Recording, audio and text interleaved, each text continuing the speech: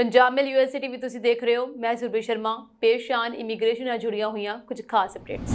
America ਵਿੱਚ ਭਾਰਤੀਆਂ ਦੇ ਲਈ ਸਪੈਸ਼ਲ ਵੀਜ਼ਾ ਇਸ ਸਾਲ 25000 ਲੋਕਾਂ ਨੂੰ ਮਿਲੇਗਾ। ਅਮਰੀਕਾ ਵਿੱਚ ਨਵੀਂ ਵਿਦਿਆਰਥੀ ਵੀਜ਼ਾ ਪਾਬੰਦੀਆਂ, ਕੈਨੇਡਾ ਡਿਪੋਰਟ ਦੇ ਡਰੋਂ ਪੰਜਾਬੀ ਵਿਦਿਆਰਥੀ ਸੜਕਾਂ ਤੇ। ਅਮਰੀਕਾ 'ਚ 5 ਲੱਖ ਤੋਂ ਵਧੇਰੇ ਪ੍ਰਵਾਸੀਆਂ ਦਾ ਭਵਿੱਖ ਦਾ ਤੇ ਸਰਕਾਰ ਤੋਂ ਕੀਤੀ ਇਹ ਮੰਗ। ਕੈਨੇਡਾ ਦੇ ਵਿੱਚ ਪੈਦਾ ਹੋਈਆਂ 47000 ਨਵੀਆਂ ਨੌਕਰੀਆਂ। ਬਾਈਡਨ ਪ੍ਰਸ਼ਾਸਨ 4 ਦੇਸ਼ਾਂ ਦੇ ਸੈਂਕੜੇ ਹਜ਼ਾਰਾਂ ਪ੍ਰਵਾਸੀਆਂ ਲਈ ਕਾਨੂੰਨੀ ਸਥਿਤੀ ਦਾ ਨਵੀਨੀਕਰਨ ਨਹੀਂ ਕਰੇਗਾ। ਹੁਣ ਇਹਨਾਂ ਅਪਡੇਟਸ ਦਾ ਵਿਸਥਾਰ। ਅਮਰੀਕਾ ਨੇ ਭਾਰਤੀਆਂ ਨੂੰ ਵੱਡੀ ਖੁਸ਼ਖਬਰੀ ਦਿੱਤੀ ਹੈ। ਇਸ ਦੇ ਤਹਿਤ ਭਾਰਤੀਆਂ ਲਈ ਅਮਰੀਕਾ ਵਿੱਚ ਵਸਣ ਦਾ ਇੱਕ ਨਵਾਂ ਰਾਹ ਖੁੱਲ੍ਹਣ ਜਾ ਰਿਹਾ ਹੈ। ਹੁਨਰਮੰਦ ਪੇਸ਼ੇਵਰ ਭਾਰਤੀਆਂ ਲਈ H ਸ਼੍ਰੇਣੀ ਦਾ ਵੀਜ਼ਾ ਪ੍ਰਸਤਾਵਿਤ ਕੀਤਾ ਗਿਆ ਹੈ। ਇਸ ਸਾਲ ਇਸ ਸ਼੍ਰੇਣੀ ਵਿੱਚ ਲਗਭਗ 25000 ਭਾਰਤੀਆਂ ਨੂੰ ਵੀਜ਼ਾ ਜਾਰੀ ਕੀਤਾ ਜਾਵੇਗਾ। ਜੀ ਹਾਂ, H ਦਾ ਮਤਲਬ ਹੈ ਜੀ ਪੇਸ਼ੇਵਰਾਂ ਨੂੰ ਹਾਰਟਲੈਂਡ ਸਟੇਟ ਵਿੱਚ ਕੰਮ ਕਰਨ ਦਾ ਮੌਕਾ ਦਿੱਤਾ ਜਾਵੇਗਾ। ਹਾਰਟਲੈਂਡ ਸਟੇਟ ਮਿਸ਼ੀਗਨ ਅਤੇ ਡਕੋਟਾ ਵਰਗੇ ਰਾਜ ਹਨ ਜੋ ਨਿਊਯਾਰਕ, ਟੈਕਸਾਸ ਅਤੇ ਫਲੋਰੀਡਾ ਵਰਗੇ ਰਾਜਾਂ ਦੇ ਮੁਕਾਬਲੇ ਆਰਥਿਕ ਤੌਰ ਤੇ ਪਛੜੇ ਹੋਏ ਹਨ। ਬਾਈਡਨ ਸਰਕਾਰ ਦਾ ਮੰਨਣਾ ਹੈ ਕਿ ਹਾਰਟਲੈਂਡ ਸਟੇਟ ਵਿੱਚ ਭਾਰਤੀ ਪੇਸ਼ੇਵਰਾਂ ਨੂੰ ਵੀਜ਼ਾ ਜਾਰੀ ਕਰਨ ਨਾਲ ਇੱਥੋਂ ਦੇ ਆਰਥਿਕ ਵਿਕਾਸ ਵਿੱਚ ਤੇਜ਼ੀ ਆਵੇਗੀ। ਇਸ ਸ਼੍ਰੇਣੀ ਨੂੰ ਖਾਸ ਤੌਰ ਤੇ ਭਾਰਤੀਆਂ ਨੂੰ ਧਿਆਨ ਵਿੱਚ ਰੱਖ ਕੇ ਤਿਆਰ ਕੀਤਾ ਗਿਆ ਹੈ। ਸੋ ਅਮਰੀਕਾ ਵਿੱਚ ਗ੍ਰੀਨ ਕਾਰਡ ਲਈ ਲੰਮੀ ਉਡੀਕ ਸੂਚੀ ਕਾਰਨ ਹੁਨਰਮੰਦ ਪੇਸ਼ੇਵਰ H ਸ਼੍ਰੇਣੀ ਤੋਂ ਆਉਣ ਦੇ ਯੋਗ ਹੋਣਗੇ। ਅਮਰੀਕਾ ਵਿੱਚ ਕੰਮ ਕਰਨ ਜਾਂ ਸੈਟਲ ਹੋਣ ਦੇ ਚਾਹਵਾਨ ਭਾਰਤੀ ਕੈਲੀਫੋਰਨੀਆ ਅਤੇ ਨਿਊਯਾਰਕ ਵਰਗੇ ਵੱਡੇ ਸ਼ਹਿਰਾਂ ਵਿੱਚ ਚਲੇ ਜਾਂਦੇ ਹਨ। ਹਾਰਟਲੈਂਡ ਰਾਜਾਂ ਨੂੰ ਅੱਗੇ ਲਿਆਉਣ ਦੇ ਲਈ ਇਹ ਸਕੀਮ ਬਣਾਈ ਗਈ ਹੈ। Michigan, Dakota, Alabama, Kentucky, Missouri, ਨਿਬਰਾਸਕਾ ਅਤੇ ਓਹੀਓ ਵਰਗੇ 15 ਰਾਜਾਂ ਵਿੱਚ ਭਾਰਤੀਆਂ ਦੀ ਗਿਣਤੀ ਬਹੁਤ ਘੱਟ ਹੈ। ਅਮਰੀਕੀ ਸਰਕਾਰ ਨੇ ਇਨ੍ਹਾਂ ਰਾਜਾਂ ਦੀਆਂ 100 ਕਾਉਂਟੀਆਂ ਯਾਨੀ 100 ਜ਼ਿਲ੍ਹਿਆਂ ਦੀ ਚੋਣ ਕੀਤੀ ਹੈ ਜਿੱਥੇ ਭਾਰਤੀਆਂ ਨੂੰ ਵੀਜ਼ਾ ਦਿੱਤਾ ਜਾਵੇਗਾ। H ਸ਼੍ਰੇਣੀ ਦੇ ਵੀਜ਼ੇ ਵਿੱਚ ਇੱਕ ਸ਼ਰਤ ਇਹ ਵੀ ਲਗਾਈ ਗਈ ਹੈ ਕਿ ਵੀਜ਼ਾ ਜਾਰੀ ਹੋਣ ਤੋਂ ਬਾਅਦ 1 ਸਾਲ ਤੱਕ ਉਸੇ ਕਾਉਂਟੀ ਵਿੱਚ ਰਹਿਣਾ ਹੋਵੇਗਾ। ਅਮਰੀਕਾ ਦਾ ਮੰਨਣਾ ਹੈ ਕਿ ਇਸ ਨਾਲ ਭਾਰਤੀ ਪੇਸ਼ੇਵਰ ਉਸ ਕਾਉਂਟੀ ਦੇ ਵਿਕਾਸ ਵਿੱਚ ਯੋਗਦਾਨ ਪਾ ਸਕਣਗੇ। ਹਰ 4 ਮਹੀਨੇ ਬਾਅਦ ਵੀਜ਼ਾ 6 ਸਾਲ ਰਹਿ ਸਕਣਗੇ। H1 ਸ਼੍ਰੇਣੀ ਵਿੱਚ ਹਰ 4 ਮਹੀਨੇ ਬਾਅਦ ਵੀਜ਼ਾ ਜਾਰੀ ਕੀਤਾ ਜਾਵੇਗਾ। ਜੀ ਹਾਂ, ਹਾਰਟਲੈਂਡ ਸਟੇਟ ਫੈਡਰਲ ਸਰਕਾਰ ਨੂੰ ਆਪਣੀਆਂ ਮੰਗਾਂ ਪੇਸ਼ ਕਰੇਗਾ। ਇਸ ਅਨੁਸਾਰ ਵੀਜ਼ਾ ਪ੍ਰਾਪਤ ਕਰਨ ਵਾਲਿਆਂ ਨੂੰ ਰਾਜ ਅਲਾਟ ਕੀਤਾ ਜਾਣਗੇ। ਸ਼ੁਰੂਆਤੀ ਤੌਰ ਤੇ ਵੀਜ਼ਾ 3 ਸਾਲਾਂ ਲਈ ਜਾਰੀ ਕੀਤਾ ਜਾਵੇਗਾ ਜਿਸ ਨੂੰ 6 ਸਾਲ ਤੱਕ ਵਧਾਇਆ ਜਾ ਸਕਦਾ ਹੈ। 6 ਸਾਲਾਂ ਬਾਅਦ ਕੋਈ ਵਿਅਕਤੀ ਅਮਰੀਕਾ ਵਿੱਚ ਸਥਾਈ ਨਿਵਾਸ ਲਈ ਅਰਜ਼ੀ ਦੇ ਸਕਦਾ ਹੈ। ਅਮਰੀਕਾ ਵਿੱਚ ਪੜ੍ਹ ਰਹੇ ਭਾਰਤੀਆਂ ਸਮੇਤ ਵਿਦੇਸ਼ੀ ਵਿਦਿਆਰਥੀਆਂ ਲਈ ਲੋੜੀਂਦੇ F1 ਵੀਜ਼ਾ ਨਾਲ ਸੰਬੰਧਿਤ ਨਿਯਮਾਂ ਨੂੰ ਹਾਲ ਹੀ ਵਿੱਚ ਸਖਤ ਕਰ ਦਿੱਤਾ ਗਿਆ ਜੋ ਮੌਜੂਦਾ ਅਤੇ ਭਵਿੱਖ ਦੇ ਅੰਤਰਰਾਸ਼ਟਰੀ ਵਿਦਿਆਰਥੀਆਂ ਲਈ ਰੁਕਾਵਟਾਂ ਪੈਦਾ ਕਰ ਰਿਹਾ ਹੈ। ਬਿਜ਼ਨਸ ਟੂਡੇ ਦੀ ਇੱਕ ਰਿਪੋਰਟ ਦੇ ਅਨੁਸਾਰ ਅਪਡੇਟ ਕੀਤੇ ਗਏ ਨਿਯਮਾਂ ਵਿੱਚ ਵਿਦਿਆਰਥੀ ਵੀਜ਼ਾ ਸਥਿਤੀ ਨੂੰ ਬਰਕਰਾਰ ਰੱਖਦੇ ਹੋਏ ਅਮਰੀਕਾ ਤੋਂ ਬਾਹਰ ਬਿਤਾਏ ਜਾਣ ਵਾਲੇ ਸਮੇਂ ਤੇ ਹੋਰ ਸਖਤ ਸੀਮਾਵਾਂ ਲਾਗੂ ਕਰਦੇ ਹਨ। ਹੁਣ ਇਹ ਸੀਮਾ ਉਹਨਾਂ ਦੇ ਅਕੈਡਮਿਕ ਪ੍ਰੋਗਰਾਮ ਦੌਰਾਨ ਲਗਾਤਾਰ 5 ਮਹੀਨਿਆਂ ਤੱਕ ਸੀਮਿਤ ਕਰ ਦਿੱਤੀ ਗਈ ਹੈ। ਇਸ ਬਦਲਾਅ ਕਾਰਨ ਬਹੁਤ ਸਾਰੇ ਵਿਦਿਆਰਥੀਆਂ ਦੇ ਵਿਦੇਸ਼ ਵਿੱਚ ਪੜ੍ਹਾਈ ਦੀਆਂ ਯੋਜਨਾਵਾਂ, ਇੰਟਰਨਸ਼ਿਪਸ ਅਤੇ ਅਕੈਡਮਿਕ ਬ੍ਰੇਕਾਂ ਵਿੱਚ ਵਿਘਨ ਪੈਣ ਦਾ ਖਤਰਾ ਹੈ। ਰਿਪੋਰਟ ਦੇ ਅਨੁਸਾਰ ਇਹਨਾਂ ਨਵੀਆਂ ਪਾਬੰਦੀਆਂ ਦੇ ਪ੍ਰਭਾਵ ਨੇ ਭਾਰਤੀ ਅਤੇ ਹੋਰ ਅੰਤਰਰਾਸ਼ਟਰੀ ਵਿਦਿਆਰਥੀਆਂ, ਖਾਸ ਤੌਰ ਤੇ ਅੰਤਰਰਾਸ਼ਟਰੀ ਗਤੀਸ਼ੀਲਤਾ ਤੇ ਜ਼ੋਰ ਦੇਣ ਵਾਲੇ ਪ੍ਰੋਗਰਾਮਾਂ ਵਿੱਚ ਦਾਖਲ ਹੋਣ ਵਾਲੇ ਵਿਦਿਆਰਥੀਆਂ ਵਿੱਚ ਚਿੰਤਾਵਾਂ ਪੈਦਾ ਕਰ ਦਿੱਤੀਆਂ ਹਨ। ਇਸ ਵਿੱਚ ਕਿਹਾ ਗਿਆ ਹੈ ਕਿ ਸੋਧੇ ਹੋਏ ਨਿਯਮ ਵੀਜ਼ਾ ਸਥਿਤੀ ਨੂੰ ਖਤਰੇ ਵਿੱਚ ਪਾਏ ਬਿਨਾਂ ਗਲੋਬਲ ਸਿੱਖਿਆ ਪ੍ਰੋਗਰਾਮਾਂ, ਵਿਦੇਸ਼ ਵਿੱਚ ਇੰਟਰਨਸ਼ਿਪਸ ਅਤੇ ਵਿਸਤ੍ਰਿਤ ਖੋਜ ਪ੍ਰੋਜੈਕਟਾਂ ਦੀ ਸਹੂਲਤ ਦੇ ਸਕਦੇ ਹਨ। ਨਵੀਆਂ ਪਾਬੰਦੀਆਂ ਦੇ ਤਹਿਤ ਵਿਦਿਆਰਥੀਆਂ ਨੂੰ ਆਪਣੀਆਂ ਅਕੈਡਮਿਕ ਅਤੇ ਪੇਸ਼ੇਵਰ ਗਤੀਵਿਧੀਆਂ ਦੀ ਸਾਵਧਾਨੀ ਦੇ ਨਾਲ ਯੋਜਨਾ ਬਣਾਉਣੀ ਪਵੇਗੀ ਤਾਂ ਜੋ ਉਹ ਅਮਰੀਕਾ ਤੋਂ ਬਾਹਰ 5 ਮਹੀਨਿਆਂ ਦੀ ਸੀਮਾ ਤੋਂ ਵੱਧ ਨਾ ਜਾਣ। ਗਲੋਬਲ ਪ੍ਰੋਗਰਾਮਾਂ ਵਿੱਚ ਭਾਗ ਲੈਣ ਵਾਲਿਆਂ ਲਈ ਇਸ ਦਾ ਮਤਲਬ ਸਿੱਖਣ ਦੇ ਮਹੱਤਵਪੂਰਨ ਮੌਕਿਆਂ ਨੂੰ ਛੱਡਣਾ ਜਾਂ ਵਿਦੇਸ਼ਾਂ ਵਿੱਚ ਛੋਟੀਆਂ ਅਤੇ ਜ਼ਿਆਦਾ ਵਾਰ ਯਾਤਰਾਵਾਂ ਕਰਨਾ ਹੋ ਸਕਦਾ ਹੈ। ਸੋ ਮੌਜੂਦਾ ਵਿਦਿਆਰਥੀ ਵਿਦੇਸ਼ਾਂ ਵਿੱਚ ਇੰਟਰਨਸ਼ਿਪਸ ਜਾਂ ਖੋਜ ਪ੍ਰੋਜੈਕਟਾਂ ਲਈ ਆਪਣੀਆਂ ਯੋਜਨਾਵਾਂ ਵਿੱਚ ਵਿਘਨ ਪੈ ਸਕਦਾ ਹੈ। ਖਾਸ ਤੌਰ ਤੇ STEM ਯਾਨੀ ਵਿਗਿਆਨ, ਟੈਕਨੋਲੋਜੀ, ਇੰਜੀਨੀਅਰਿੰਗ ਅਤੇ ਗਣਿਤ ਖੇਤਰਾਂ ਤੋਂ ਆਉਣ ਵਾਲੇ ਵਿਦਿਆਰਥੀਆਂ ਲਈ ਜਿੱਥੇ ਅੰਤਰਰਾਸ਼ਟਰੀ ਮੌਕੇ ਅਕਸਰ ਮਹੱਤਵਪੂਰਨ ਹੁੰਦੇ ਹਨ। ਅਮਰੀਕੀ ਯੂਨੀਵਰਸਿਟੀਆਂ ਨੂੰ ਵੀਜ਼ਾ ਦੀਆਂ ਨਵੀਆਂ ਜ਼ਰੂਰਤਾਂ ਨੂੰ ਪੂਰਾ ਕਰਨ ਲਈ ਆਪਣੇ ਗਲੋਬਲ ਪ੍ਰੋਗਰਾਮਾਂ ਨੂੰ ਤੇਜ਼ੀ ਨਾਲ ਐਡਜਸਟ ਕਰਨਾ ਹੋਵੇਗਾ। ਬਹੁਤ ਸਾਰੀਆਂ ਸੰਸਥਾਵਾਂ ਇਸ ਗੱਲ ਤੇ ਮੁੜ ਵਿਚਾਰ ਕਰ ਰਹੀਆਂ ਹਨ ਕਿ ਅੰਤਰਰਾਸ਼ਟਰੀ ਭਾਗਾਂ ਨੂੰ ਕਿਵੇਂ ਢਾਂਚਾ ਬਣਾਇਆ ਜਾਵੇ ਅਤੇ ਵਿਦੇਸ਼ਾਂ ਦੇ ਤਜਰਬਿਆਂ ਜਾਂ ਵਰਚੁਅਲ ਵਿਕਲਪਾਂ ਲਈ ਥੋੜੇ ਸਮੇਂ ਦੇ ਅਧਿਐਨ ਵੱਲ ਮੁੜ ਰਹੇ ਹਨ। ਇਸ ਤੋਂ ਇਲਾਵਾ ਨਵੀਆਂ ਪਾਬੰਦੀਆਂ ਅੰਤਰਰਾਸ਼ਟਰੀ ਵਿਦਿਆਰਥੀਆਂ ਦੀਆਂ ਅਰਜ਼ੀਆਂ ਵਿੱਚ ਰੁਕਾਵਟ ਪਾ ਸਕਦੀਆਂ ਹਨ, ਕਿਉਂਕਿ ਬਹੁਤ ਸਾਰੇ ਵਿਦਿਆਰਥੀ ਵਿਸ਼ਵ ਵਿਆਪੀ ਮੌਕਿਆਂ ਦੀ ਭਾਲ ਕਰਦੇ ਹਨ, ਜੋ ਕਿ ਇੱਕ ਅਮਰੀਕੀ ਸਿੱਖਿਆ ਰਵਾਇਤੀ ਤੌਰ ਤੇ ਪੇਸ਼ ਕਰਦੀ ਹੈ। ਰਿਪੋਰਟ ਵਿੱਚ ਕਿਹਾ ਗਿਆ ਹੈ ਕਿ ਚੁਣੌਤੀਆਂ ਦੇ ਬਾਵਜੂਦ ਨਵੀਆਂ ਪਾਬੰਦੀਆਂ ਨਾਲ ਅਮਰੀਕਾ 'ਚ ਲੰਬੇ ਸਮੇਂ ਤੱਕ ਰਹਿਣ ਵਾਲੇ ਵਿਦਿਆਰਥੀਆਂ ਨੂੰ ਕੁਝ ਫਾਇਦੇ ਹੋ ਸਕਦੇ ਹਨ। ਕੈਂਪਸ ਵਿੱਚ ਲੰਬੇ ਸਮੇਂ ਤੱਕ ਰਹਿਣਾ ਮਜ਼ਬੂਤ ਅਕੈਡਮਿਕ ਕਨੈਕਸ਼ਨ ਵਿਕਸਿਤ ਕਰ ਸਕਦਾ ਹੈ ਅਤੇ ਅਮਰੀਕੀ ਅਕੈਡਮਿਕ ਸੱਭਿਆਚਾਰ ਵਿੱਚ ਏਕੀਕਰਨ ਵਧਾ ਸਕਦਾ ਹੈ। ਕੁਝ ਯੂਨੀਵਰਸਿਟੀਆਂ ਰਵਾਇਤੀ ਅੰਤਰਰਾਸ਼ਟਰੀ ਯਾਤਰਾ ਲਈ ਨਵੀਨਤਾਕਾਰੀ ਵਿਕਲਪਾਂ ਦੀ ਖੋਜ ਕਰ ਰਹੀਆਂ ਹਨ, ਜਿਵੇਂ ਕਿ ਵਰਚੁਅਲ ਐਕਸਚੇਂਜ ਅਤੇ ਰਿਮੋਟ ਖੋਜ ਸਹਿਯੋਗ। ਹਾਲਾਂਕਿ ਇਹ ਵਿਕਲਪ ਇੱਕੋ ਜਿਹੇ ਸੱਭਿਆਚਾਰਕ ਸਮਾਵੇਸ਼ ਪ੍ਰਦਾਨ ਨਹੀਂ ਕਰ ਸਕਦੇ। ਇਹ ਵਿਦਿਆਰਥੀਆਂ ਨੂੰ ਇੱਕ ਵਿਸ਼ਵ ਦ੍ਰਿਸ਼ਟੀਕੋਣ ਵਿਕਸਿਤ ਕਰਨ ਅਤੇ ਅੰਤਰਰਾਸ਼ਟਰੀ ਨੈਟਵਰਕ ਬਣਾਉਣ ਵਿੱਚ ਮਦਦ ਕਰ ਸਕਦੇ ਹਨ। F1 ਵੀਜ਼ਾ ਇੱਕ ਗੈਰ ਪ੍ਰਵਾਸੀ ਵੀਜ਼ਾ ਹੈ। ਅਮਰੀਕਾ ਵਿੱਚ ਅਕੈਡਮਿਕ ਪੜ੍ਹਾਈ ਕਰ ਰਹੇ ਅੰਤਰਰਾਸ਼ਟਰੀ ਵਿਦਿਆਰਥੀਆਂ ਨੂੰ ਇਸ ਦੀ ਲੋੜ ਹੈ। ਇਹ ਵੀਜ਼ਾ ਵਿਦਿਆਰਥੀਆਂ ਨੂੰ ਛੁੱਟੀਆਂ ਅਤੇ ਇੰਟਰਨਸ਼ਿਪ ਸਮੇਤ ਵੱਖ-ਵੱਖ ਕਾਰਨਾਂ ਕਰਕੇ ਇੱਕ ਨਿਸ਼ਚਿਤ ਸਮੇਂ ਲਈ ਵਿਦੇਸ਼ ਯਾਤਰਾ ਕਰਨ ਦੀ ਇਜਾਜ਼ਤ ਦਿੰਦਾ ਹੈ। ਇਸ ਦਾ ਮਤਲਬ ਹੈ ਕਿ ਵਿਦਿਆਰਥੀ ਨਿਰਧਾਰਤ ਮਿਆਦ ਤੋਂ ਵੱਧ ਵਿਦੇਸ਼ ਯਾਤਰਾ ਨਹੀਂ ਕਰ ਸਕਦੇ, ਕਿਉਂਕਿ ਹਾਲੀਆ ਤਬਦੀਲੀ ਹੁਣ ਵਿਦਿਆਰਥੀਆਂ ਨੂੰ ਆਪਣੀ ਪੜ੍ਹਾਈ ਦੌਰਾਨ ਸੰਯੁਕਤ ਰਾਜ ਤੋਂ ਬਾਹਰ ਵੱਧ ਤੋਂ ਵੱਧ 5 ਮਹੀਨੇ ਬਿਤਾਉਣ ਦੀ ਆਗਿਆ ਦੇਵੇਗੀ। ਇਹ ਉਹਨਾਂ ਪ੍ਰੋਗਰਾਮਾਂ ਵਿੱਚ ਭਾਗ ਲੈਣ ਵਾਲਿਆਂ ਲਈ ਵੱਡੀਆਂ ਚੁਣੌਤੀਆਂ ਪੈਦਾ ਕਰੇਗਾ, ਜਿਨ੍ਹਾਂ ਲਈ ਅੰਤਰਰਾਸ਼ਟਰੀ ਤਜਰਬੇ ਦੀ ਲੋੜ ਹੁੰਦੀ ਹੈ। ਪ੍ਰਵਾਸੀ ਕਾਮਿਆਂ ਦੀ ਹੱਦ ਤੈਅ ਕਰਨ ਦੇ ਫੈਸਲੇ ਖਿਲਾਫ ਸੈਂਕੜੇ ਪੰਜਾਬੀ ਵਿਦਿਆਰਥੀ ਕੈਨੇਡਾ 'ਚ ਸੜਕਾਂ ਤੇ ਉਤਰ ਆਏ। ਵਿਦਿਆਰਥੀਆਂ ਨੂੰ ਡਰ ਹੈ ਕਿ ਇਸ ਫੈਸਲੇ ਕਾਰਨ ਉਹਨਾਂ ਨੂੰ ਮੁਲਕ ਵਾਪਸ ਡਿਪੋਰਟ ਕਰ ਦਿੱਤਾ ਜਾ ਸਕਦਾ ਹੈ।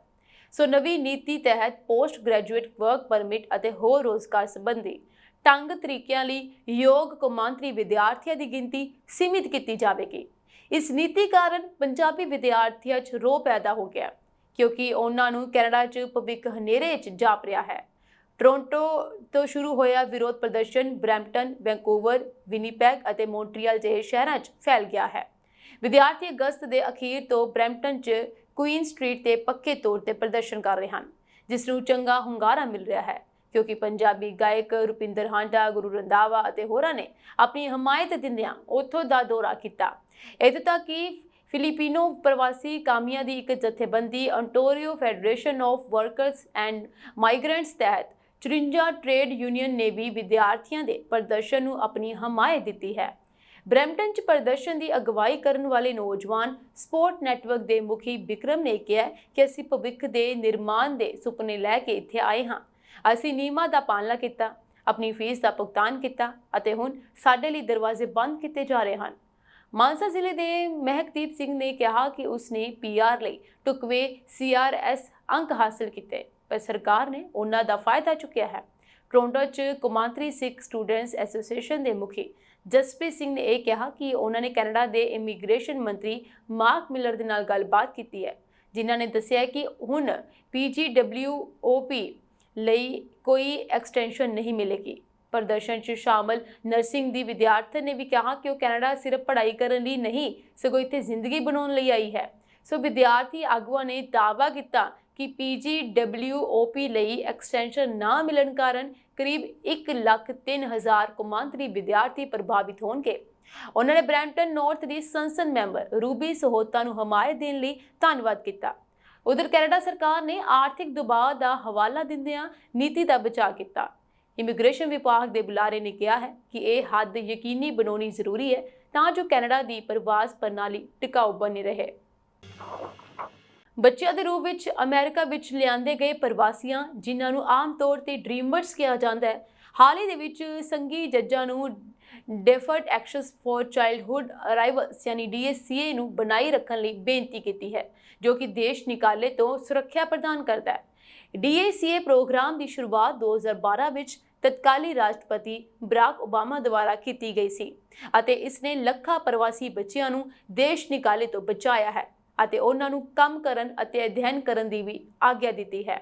ਬੱਚਿਆਂ ਦੇ ਰੂਪ ਵਿੱਚ ਗੈਰ ਕਾਨੂੰਨੀ ਢੰਗ ਨਾਲ ਲਿਆਂਦੇ ਗਏ ਪ੍ਰਵਾਸੀ 200 ਤੋਂ ਵੱਧ ਉਹਨਾਂ ਪ੍ਰਦਰਸ਼ਨਕਾਰੀਆਂ ਵਿੱਚ ਸ਼ਾਮਲ ਸਨ ਜੋ ਵੀਰਵਾਰ ਨੂੰ ਨਿਊ ਓਰਲੀਨਸ ਵਿੱਚ ਇੱਕ ਸੰਘੀ ਅਦਾਲਤ ਦੇ ਬਾਹਰ ਇਕੱਠੇ ਹੋਏ, ਜਿੱਥੇ 3 ਅਪੀਲੀ ਜੱਜਾਂ ਨੇ ਬਾਈਡਨ ਪ੍ਰਸ਼ਾਸਨ ਦੀ ਨੀਤੀ ਤੇ ਦਲੀਲਾਂ ਸੁਣੀਆਂ ਜੋ ਉਹਨਾਂ ਨੂੰ ਦੇਸ਼ ਨਿਕਾਲੇ ਤੋਂ ਬਚਾਉਂਦੀਆਂ ਹਨ।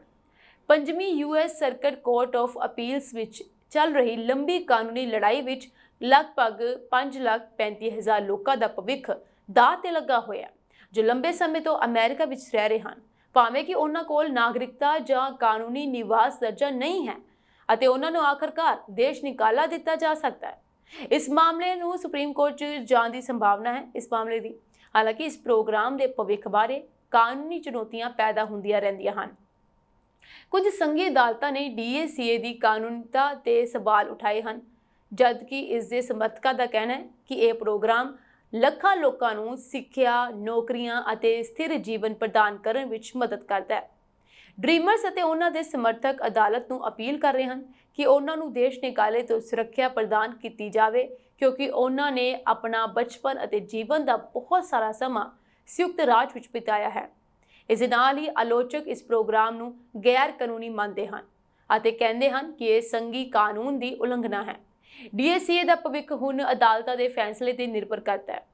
DACA ਦੇ ਵਿਰੋਧੀਆਂ ਵਿੱਚ ਮੁੱਖ ਤੌਰ ਤੇ ਟੈਕਸਾਸ ਅਤੇ 8 ਹੋਰ ਰਿਪਬਲਿਕਨ ਅਗਵਾਈ ਵਾਲੇ ਰਾਜਾਂ ਨੇ ਅਦਾਲਤੀ ਦਲੀਲਾਂ ਅਤੇ ਕਾਨੂੰਨੀ ਵੇਰਵਿਆਂ ਵਿੱਚ ਕਿਹਾ ਹੈ ਕਿ ਜਦੋਂ ਪ੍ਰਵਾਸੀਆਂ ਨੂੰ ਗੈਰ ਕਾਨੂੰਨੀ ਤੌਰ ਤੇ ਦੇਸ਼ ਵਿੱਚ ਰਹਿਣ ਦੀ ਇਜਾਜ਼ਤ ਦਿੱਤੀ ਜਾਂਦੀ ਹੈ ਤਾਂ ਸਿਹਤ ਦੇਖਭਾਲ, ਸਿੱਖਿਆ ਅਤੇ ਹੋਰ ਖਰਚਿਆਂ ਵਿੱਚ ਸੈਂਕੜੇ ਮਿਲੀਅਨ ਡਾਲਰ ਦਾ ਬੋਝ ਰਾਜਾਂ ਤੇ ਪੈਂਦਾ ਹੈ। ਉਧਰ ਹੀ DACA ਨੂੰ ਚੁਣੌਤੀ ਦੇਣ ਵਿੱਚ ਟੈਕਸਾਸ ਨਾਲ ਸ਼ਾਮਲ ਹੋਣ ਵਾਲੇ ਰਾਜ ਅਲਾਬਾਮਾ, ਅਰਕਾਨਸਾਸ, ਲੁਈਸਿਆਨਾ, ਨੇਬਰਾਸਕਾ, ਦੱਖਣੀ ਕੈਰੋਲੀਨਾ, ਪੱਛਮੀ ਵਰਜੀਨੀਆ, ਕੰਸਾਸ ਅਤੇ ਮਿਸੀਸਿਪੀ ਸ਼ਾਮਲ ਹਨ। ਕੈਨੇਡੀਅਨ ਅਰਥਚਾਰੇ ਨੂੰ ਵੱਡਾ ਹੁਲਾਰਾ ਮਿਲਿਆ ਜਦੋਂ ਸਤੰਬਰ ਦੌਰਾਨ 47,000 ਨਵੀਆਂ ਨੌਕਰੀਆਂ ਪੈਦਾ ਹੋਈਆਂ ਅਤੇ ਬੇਰੁਜ਼ਗਾਰੀ ਦਰ ਘਟ ਕੇ 6.5% ਤੇ ਆ ਗਈ। ਫੁੱਲ ਟਾਈਮ ਨੌਕਰੀਆਂ ਵਿੱਚੋਂ ਮਈ 2022 ਤੋਂ ਬਾਅਦ ਸਭ ਤੋਂ ਤੇਜ਼ ਵਾਧਾ ਹੋਇਆ ਅਤੇ ਇਸ ਸਾਲ ਜਨਵਰੀ ਮਹੀਨੇ ਮਗਰੋਂ ਪਹਿਲੀ ਵਾਰ ਬੇਰੁਜ਼ਗਾਰੀ ਦਰ ਵਿੱਚ ਕਮੀ ਆਈ। ਪਿਛਲੇ 1.5 ਸਾਲ ਤੋਂ ਬੇਰੁਜ਼ਗਾਰੀ ਦਰ ਵਿੱਚ ਵਾਧਾ ਹੋ ਰਿਹਾ ਸੀ ਅਤੇ ਅਗਸਤ ਵਿੱਚ ਇਹ 6.6% ਤੇ ਪੁੱਜ ਗਈ। ਬੈਂਕ ਆਫ ਮੌਂਟਰੀਅਲ ਦੇ ਚੀਫ ਇਕਨੋਮਿਸਟ ਡਗਲਸ ਪੋਰਟਰ ਦਾ ਕਹਿਣਾ ਸੀ ਕਿ ਰੋਜ਼ਗਾਰ ਨਾਲ ਸੰਬੰਧਿਤ ਆંકੜੇ ਹਰ ਮਹੀਨੇ ਵੱਧਦੇ ਕਰਦੇ ਰਹਿੰਦੇ ਹਨ, ਜਿਸ ਨੂੰ ਵੇਖਦਿਆਂ ਸਿਰਫ ਸਤੰਬਰ ਦੇ ਆંકੜਿਆਂ ਨੂੰ ਆਰਥਿਕ ਵਿਕਾਸ ਦਰ ਦਾ ਆਧਾਰ ਨਹੀਂ ਬਣਾਇਆ ਜਾ ਸਕਦਾ, ਪਰ ਵੱਡੀ ਗਿਣਤੀ ਵਿੱਚ ਨੌਕਰੀਆਂ ਅਰਥਚਾਰੇ ਵਿੱਚ ਸੁਧਾਰ ਦਾ ਸੰਕੇਤ ਦੇ ਰਹੀਆਂ ਹਨ। ਦੂਜੇ ਪਾਸੇ CIBC ਦੀ ਆਰਥਿਕ ਮਾਹਰ ਕੈਥਰੀਨ ਜੱਜ ਨੇ ਕਿਹਾ ਕਿ ਭਾਵੇਂ ਨੌਕਰੀਆਂ ਦੀ ਗਿਣਤੀ ਵਧੀ, ਪਰ ਕੰਮ ਦੇ ਕੁੱਲ ਘੰਟਿਆਂ ਵਿੱਚ 0.4% ਦੀ ਮਾਮੂਲੀ ਕਮੀ ਵੀ ਦਰਜ ਕੀਤੀ ਗਈ। ਮੌਜੂਦਾ ਵਰ੍ਹੇ ਵਿੱਚ ਪਹਿਲੀ ਵਾਰ ਘਟੀ ਬੇਰੁਜ਼ਗਾਰੀ ਦਰ।